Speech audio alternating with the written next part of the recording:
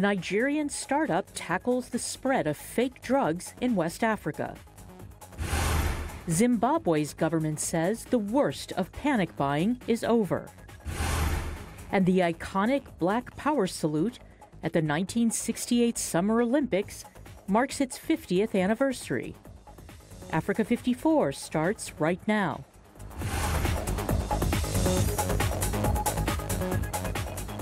Good evening, I'm Esther Gidui. You are in for Vincent Makori. This is Africa 54. We'll have those stories in a moment, but first, Cameroon's Constitutional Council announced Monday that incumbent President Paul Biya has won the presidential election with 71% of the vote.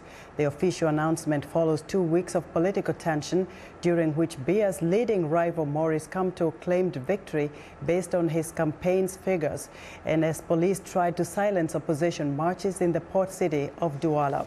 Victory in the October 7th poll comes amid claims from opposition candidates that the election was marred by fraud, including ballot stuffing and voter intimidation. The Constitutional Council, however, rejected all 18 petitions claiming fraud last week. The widely expected win gives the 85-year-old Biya a 7th term in office and could see him in power until at least the age of 92. One Nigerian company is leading the fight against fake drugs in West Africa, combating the spread of bogus medicine by connecting hospitals and pharmacies with multinational and local drug manufacturers. Francesca Lina has the story. Nigerian startup Medsaf is trying to fight the spread of fake drugs in West Africa by delivering products from multinational and local drug manufacturers directly to hospitals and pharmacies. Anywhere between 30 and 50% of prescribed drugs available on the African continent are fake, undermining the treatment of lethal diseases like malaria. In Nigeria, anti-malarials and antibiotics are sometimes sold in open-air markets. Medsaf founder Vivian Nwaka. Fake medications, first of all, is a massive industry. There is reports that it's bigger than all illicit drugs combined. We have some manufacturers within the country that have excellent standards. And in fact, I've seen amazing warehouses in Nigeria for various manufacturing companies. But they still have to import their raw materials, and they don't produce enough to cover the entire needs of the country. Not only do fake drugs put patients at serious risk, but they're also a drag for companies like GlaxoSmithKline and Sanofi. Medsaf, which launched in 2017, provides an inventory management system so that customers can see medications in stock and even receive order reminders. It currently has access to over 650 types of drugs. The company also negotiates fair prices on behalf of their customers. Medsaf has very robust supply chain unit. Now, we are not bothered to check the source of the supply or who is the manufacturer. Is it genuine or not? Is it original or fake? What is the quality assurance system? Where the drugs are stored? So all these issues, we are not concerned now. Medsaf says it's able to meet over 80% of the needs of health facilities in Lagos and plans to expand into the rest of West Africa in the future. That report was filed by Francesca Lina of Reuters. Nigerian authorities are trying to restore calm in the northeastern state of Kaduna following a deadly spate of communal violence that killed at least 55 people. President Muhammadu Buhari says special forces have been deployed to the area after days of clashes between Christian and Muslim communities.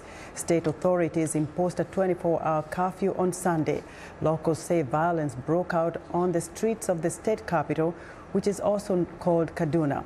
Hundreds of people have been killed in this year in outbreaks of communal violence across Nigeria.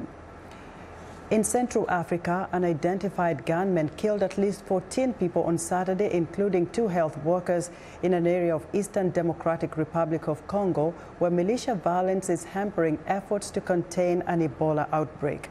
11 civilians and 1 soldier were killed in the city of Beni, where scores of people have contracted the virus, according to Alois Mbwarara, the mayor of Beni's Rwenzori neighborhood. A health ministry official says that militiamen killed 2 members of the Congo's Army's medical unit in the city of Butembo. It's unclear who carried out the attacks, but the Allied Democratic Forces, a Ugandan Islamist group active in eastern Congo, has clashed with Congolese troops in Beni in recent weeks. Mai militiamen comprising a number of armed bands that originally formed to resist Rwandan invasions in the 1990s are also present in the region. Saturday's killings triggered protests across Beni on Sunday, but the extent of the violence remains unclear. Off Africa's east coast, authorities in Comoros have placed the governor of strife-torn Anjouan Island under house arrest on charges of instigating unrest in the province as the government sent in more troops to stop the violence. On Sunday, Interior Minister Mohamed Daoud told the media that Anjouan's governor Abdou Salami Abdou had been placed under house arrest for instigating the rebellion and for the distribution of arms and money to the insurgents. Anjouan has been shaken by clashes pitting security forces against young men angry at President Azali Assoumani's plans to end a rotating presidency, in a way critics say could leave the province permanently excluded from national power. Last week, the unrest worsened, with government officials saying soldiers shot and killed 2 people and wounded 4 others as violence erupted between masked men and the military in Anjouan's capital, Musamudua. A government statement says they are preparing to appoint an administrator in place of the governor.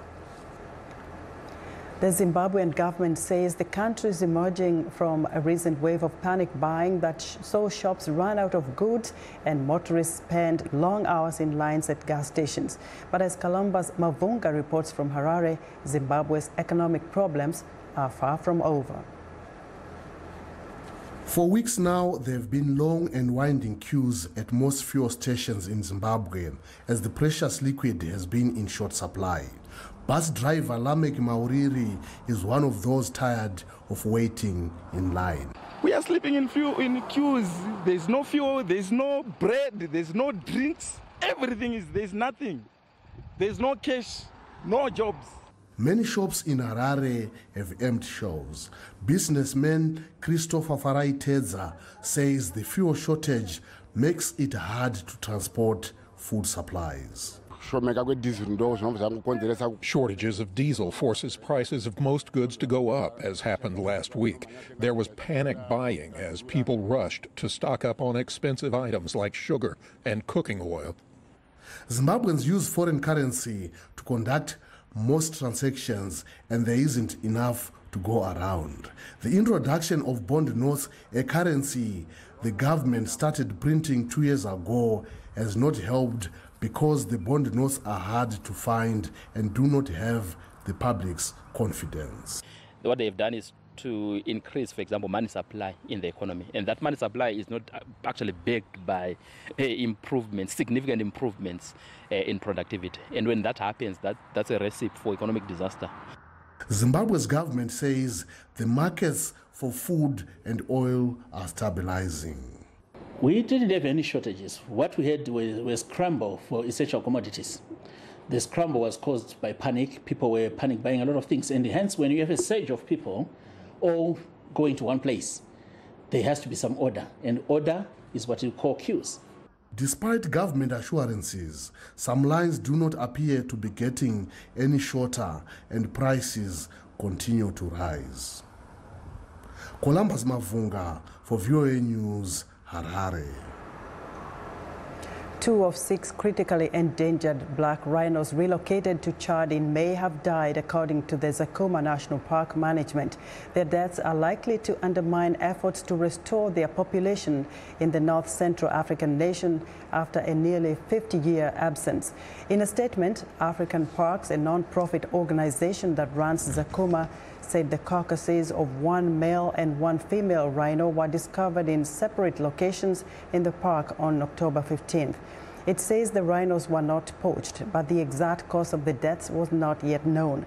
The relocation of the rhinos from South Africa was intended to safeguard the species by expanding its geographic distribution, restore Zakuma's ecosystem, and boost tourism to the over 3,000 square kilometer park.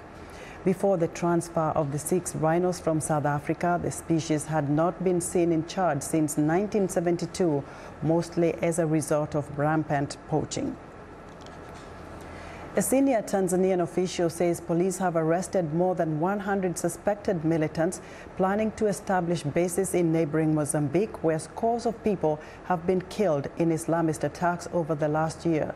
40 attacks have been carried out since October 2017 in Mozambique's Cabo Delgado province, an area near the Tanzanian border, close to where companies are developing one of the biggest natural gas finds in a decade. More than 100 people have been killed, often by decapitation. Earlier this month, Mozambique put 189 people, including foreigners, on trial on accusations of involvement in Islamist attacks in Cabo Delgado. Mozambique has no history of Islamist militancy, and authorities have been reluctant to attribute the attacks to Islamists. About 30% of Mozambique's 30 million people are Roman Catholics, while 18% are Muslim. A medal-winning Ethiopian Olympic runner living in exile in the United States since making a protest gesture against government violence at the 2016 Games returned home on Sunday following a series of reforms in the East African nation. Feyisa Lilesa held his arms over his head, wrists crossed, as he finished second in the marathon in the Rio de Janeiro Olympics, a gesture used by protesters in Ethiopia's Oromia region during a period of unrest in 2015 to 2017. The unrest was originally triggered by protests over government's development plan for Addis Ababa, which critics say would lead to expropriation of farmland in the surrounding Oromia region. In April, the Ethiopian People's Revolutionary Democratic Front coalition, which has ruled the country since 1991, appointed Abiy Ahmed, a 42-year-old ethnic Oromo, as prime minister. Abiy has pursued a reconciliatory strategy, extending an olive branch to dissidents and rebel groups, and made several sweeping political reforms in the country. We want to know what you think about Africa 54 and the stories we cover. Join the conversation on Facebook. The address is Africa 54. We're also streaming our show live on Facebook, so check us out and share our show with your friends. Still ahead on Africa 54, the iconic Black Power salute turns 50. But first, a look at Madi's headlines.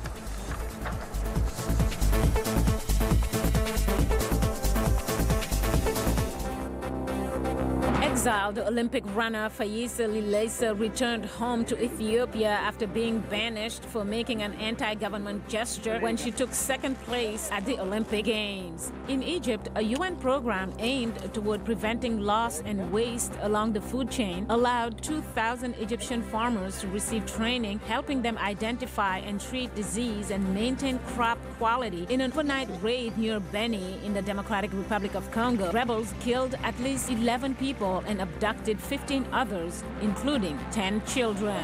In Chad, 2 of the 6 South African black rhinos brought back to the Zukuma National Park have been found dead. In Kenya, a new female-only taxi service offers taxis operated strictly by females and provided only to females to offer security, comfortability, and privacy to Kenyan women.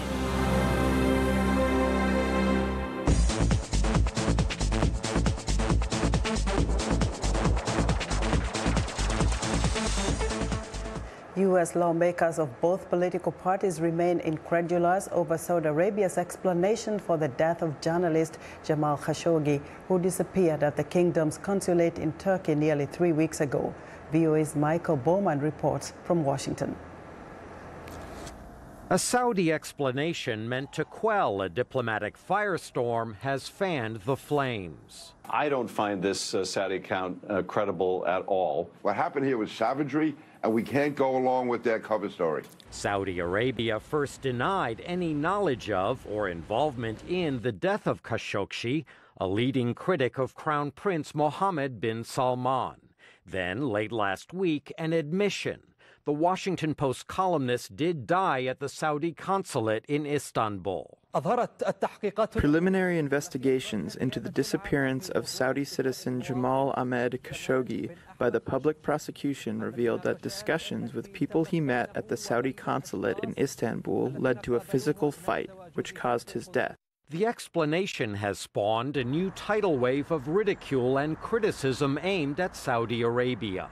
In a statement, the Washington Post called it a cover-up, adding, quote, The Saudis cannot be allowed to fabricate a face-saving solution to an atrocity. Human rights groups agree. The Saudi Arabian government cannot whitewash and cover up the details and truth surrounding the death of Jamal. And this is why we need an independent investigation. What should happen now is a matter of intense debate. I think this ought to be a relationship-altering event for the U.S. and Saudi Arabia, that we ought to suspend military sales, we ought to suspend certain security assistance, and we ought to impose sanctions on any of those that were directly involved in this murder. President Donald Trump says American jobs are on the line if an arms sale is halted. But they can buy their equipment from other people. So that would hurt us far more than it would hurt them. So we do have a relationship with Saudi Arabia that we should try to maintain, because the Saudis do provide very effective intelligence. They are a bulwark against Iran, and they have been working closely with Israel. You put all that together, we have to try to balance it. The world is not that simple. U.S. arms sales typically go forward unless Congress votes to block them, a move that would be unprecedented in the long history of U.S.-Saudi relations. Michael Bowman, VOA News, Washington. Thousands of migrants, mostly from Honduras, have amassed at Guatemala's border with Mexico, seeking passage through its territory on their way to the United States. But many have returned to Honduras after facing hardship on their way or running into obstacles on the Mexican border. U.S. President Donald Trump has warned Honduras, Guatemala, and Mexico of repercussions if they do not stop the caravan. As VOA's Latza Hoke reports, some migrants are determined to reach the United States at any cost. Mexican authorities last week blocked the caravan of migrants on a border bridge between Mexico and Guatemala, but many later swam across the Suchiate River or crossed on makeshift rafts to continue their way north. We risked a lot to cross the river and risked our lives because in Honduras there isn't a chance for a good life. Trump praised Mexico for blocking the migrants. I want to thank Mexico. Mexico has been so incredible because now Mexico respects the leadership of the United States. Trump's administration has been criticized for harsh treatment of migrants at the U.S.-Mexico border in the past. Former Vice President Joe Biden raised the issue again Sunday in Nevada. What the hell's going on in America? Ripping infants from their mother's arms at the borders. What are we doing? What have we become? Campaigning for Republicans in another part of Nevada, Trump accused Democrats of inviting criminals into the United States. The Democrat Party, and it's openly inviting millions of illegal aliens to break our laws, violate our borders, and overwhelm our nation. Trump has made it a political issue in the November 6 midterm election. He threatened to cut off regional aid and close the U.S.-Mexico border if Mexico failed to halt the migrants. I will seal off the border before they come into this country, and I'll bring out our military, not our reserves. I'll bring out our military. Presidents of Guatemala and Honduras held a joint press conference Saturday inviting migrants to return home. I want to assure Hondurans that we have a working team to receive them, as well as a package of offers in terms of opportunities, depending on what each citizen wants to do with his life. And reassuring the United States that many have already returned. Approximately 2,000, a little more, a little less. But they're figures that we'll have to tally with Honduras to be able to give you definitively. But 2,000 people have already been returned in a safe manner to Honduran territory. But many others vow to find a way to get into the United States. Larissa Hoke, VOA News, Washington. The 50th anniversary passed last week of the iconic moment when two African-American Olympic athletes raised their fists in defiance to bring attention to racial oppression in the U.S. It happened at their medal ceremony at the 1968 Summer Olympics. VOA correspondent Mariama Diallo examines the significance of the moment in history. October 16th, 1968, with the world watching, U.S. Olympic runners Tommy Smith and John Carlos raised their fist into the air to protest inequity against African Americans. The historic moment unfolded on the medal stand at the Mexico City Olympics, a period of tremendous strife in America. It was occurring at a time in which there's a great deal of tension and a great deal of uncertainty about how to conduct ourselves in the same summer following the assassination of Martin Luther King, the assassination of Senator Bobby Kennedy. Smith, capturing the gold medal, had just broken the world record in the 200-meter race. Carlos won the bronze. At the medal stand, the pair stood shoeless to symbolize poverty and wore beads to represent lynching victims. As the Star-Spangled Banner played, they bowed their heads and raised their fist in protest. American University race, media, and communication professor Sherry Williams says it was an act of courage and bravery. So to have these two young black men take this moment that was really amplified across the globe and particularly here in this country, and to use it to bring attention to the black liberation struggle was very, very significant. After the 1968 medal ceremony, the U.S. Olympic team suspended the men and sent them home. But at a recent event in Washington, D.C., the pair was hailed as heroes. Free expressions must be a continuous sound, my people, through education, because overcoming is not a dead issue. In the face of adversity, the struggle continues. In September, Carlos returned to Mexico City to mark the anniversary of the defiant moment 50 years ago. He used the occasion to remind others that every person can make a difference. Doing the right thing is not an easy thing to do for me or anyone else. I stood there 50 years ago in the podium with one guy had his fist up with me and another guy stood there and supported me. But 50 years of that poster being there, we three cannot change society to make it better without the help of you. Inevitably, there are modern-day comparisons to the current U.S. controversy over NFL players kneeling during the national anthem and other protests against police brutality. The Mexico City moment is considered an inspiration. Right now in 2018, 50 years old, there are still individuals who sort of are protest-oriented, who look to that time for clues on how to conduct themselves now. And that just speaks to the lasting power of that moment. We see that when athletes do stand up and step up, that it really does make a difference and it causes systemic change. And that's what Tommy Smith and John Carlos were trying to do in 1968. That's what Colin Kaepernick is trying to do today. With their common bond of breaking barriers, Smith and Kaepernick made it a point to meet in person last fall. Two men who put fighting racial injustice ahead of their own athletic careers. Mariama Diallo, VOA News, Washington.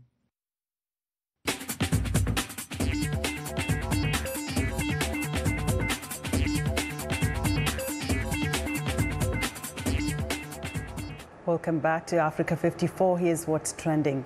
Kenyan artist Maurice Njuguna wants people to celebrate the colorful minibus, taxis or matatus that serve various routes in Nairobi every day, transporting millions. He makes souvenirs of his favorite matatus out of pieces of metal and recycled waste and sells the toys to locals and tourists. His prices range from $20 to $80. Some 70% of Nairobi's 4 million people cram into matatus, which bump and bounce daily along its potholed roads. To attract passengers, matatu owners can invest thousands of dollars in fancy artwork, custom spoilers, flashing lights, heavy bass speakers, and even on-board entertainment such as flat-screen televisions. Next up, Ghana has caught on the international fashion spotlight due to celebrity endorsements for some local designers and a number of Ghanaians in high-profile positions in the industry. Among the best-known fashion figures are British designer Aswad Boateng, who is of Ghanaian descent, and model Adoa Aboa. But despite the exposure, recognition has so far only translated into success for a few local designers. One issue is that most Ghanaian boutiques prefer to buy from outside the country, such as China, Dubai, and Western markets, meaning it can be difficult to raise profile even at home. And that's what's trending today. Now, during the fall season in the United States, pumpkin festivals are popular. They typically feature fun activities like wandering through a corn maze, going on a hayride, and picking a pumpkin off the vine. VOA's Deborah Block takes us to Butler's Orchard, a family-owned farm outside Washington, D.C., where people search for the perfect pumpkin. The pumpkin theme is everywhere at Butler's Orchard in Germantown, Maryland. It has thousands of pumpkins, including a pumpkin patch where people can pick their own pumpkin. There are also other things to do, like riding a pony, plunging down a slide, or walking around a corn maze with its confusing, winding pathways. Every year, there's always one or two people that will call our farm market, our office, and say they're lost in the corn maze and they can't get out. A hayride takes visitors to a large pumpkin patch. Some children discover the big orange fruits weigh more than they think. I was really happy.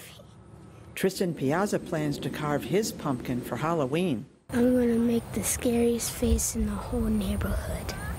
The Butler family owns the 120-hectare farm. Visitors in season can pick their own fruits, vegetables, and flowers. Butler's Orchard opened more than 60 years ago as one of the first pick-your-own farms in the area. 89-year-old Shirley Butler and her late husband came up with the idea. And it's a delight to go out on the farm, which I do a lot, and see the beautiful pumpkins in the field. I have people coming out of the field and thanking me for it, so it makes a fun time for everybody. Ken Merriam brought his children. I'm a kid at heart. He says Butler's Orchard brings back good memories of growing up on a farm in Honduras. It's a little bit of what I used to have as a kid, so that's why I think it's nice to bring them over here, get them out of the city. Shirley Butler's grandchildren, who are in their 30s, are now the third generation to run the farm. General Manager Tyler Butler says children who usually only see pumpkins in grocery stores can learn how pumpkins are grown and tell Tyler. I didn't know pumpkins came from a vine. There's flowers on this vine. There's roots. These little girls are learning about pumpkins during their first trip to a pumpkin patch. To feel, the nature and the fruits. For Tristan Piazza's mother, the Fall Festival is an annual event. My parents have always brought me.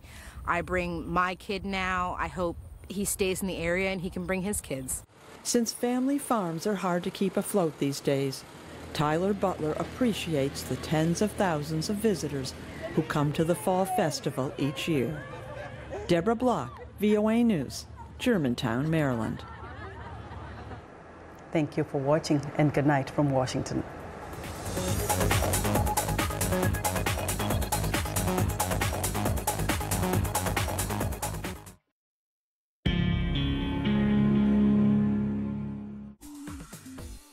Welcome to English in a Minute.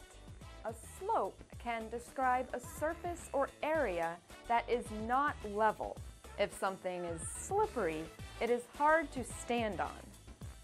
Slippery slope. It sounds as if Jonathan and Anna will fall down. So, Jake came into the office late again. He told me he has been drinking every night this week.